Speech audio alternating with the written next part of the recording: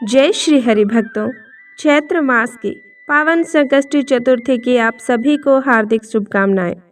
आज हम श्रवण करेंगे एक ऐसी दुर्लभ कथा जो हमें सिखाती है कि भगवान गणेश केवल मोदक या धन से नहीं बल्कि शुद्ध भाव और धैर्य से प्रसन्न होते हैं। आइए विघ्नहर्ता श्री गणेश जी का ध्यान करते हुए इस अमृत कथा का श्रवण करते हैं। प्राचीन काल की बात है। एक बार धन के देवता कुबेर के मन में अहंकार आ गया। उन्हें लगा कि उनके पास संसार का समस्त स्वर्ण है और वे किसी भी देवता को अपनी संपत्ति से प्रसन्न कर सकते हैं। उन्होंने चैत्र मास की चतुर्थी के दिन एक विशाल यज्ञ का आयोजन किया और सभी देवी देवताओं को आमंत्रित किया। भगवान गणेश ने कुबेर के इस अहंकार को तोड़ने की एक योजना बनाई। वे एक छोटे से बालक के रूप में कुबेर के महल में पहुंचे। कुबेर ने बालक रूपी गणेश से पूछा, बालक, तुम्हें क्या चाहिए?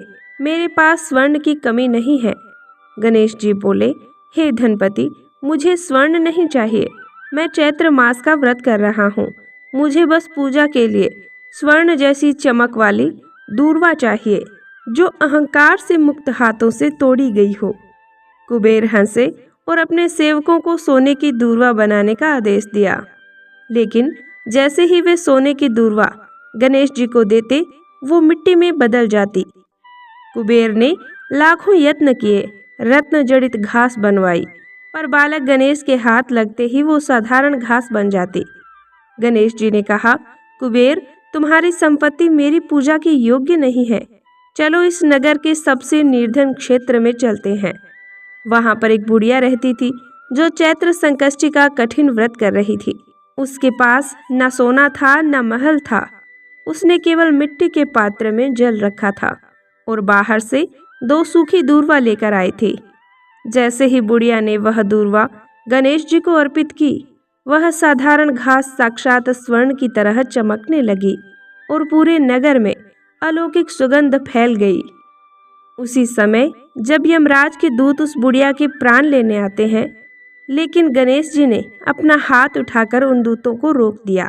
गणेश जी ने कहा, जो भक्त चैत्र संकष्टी के दिन मेरी इस स्वर्ण दूर्वा वाली कथा को सुनता है या सुनाता है, उसके जीवन से अकाल मृत्यु और दरिद्रता का योग कट जाता है।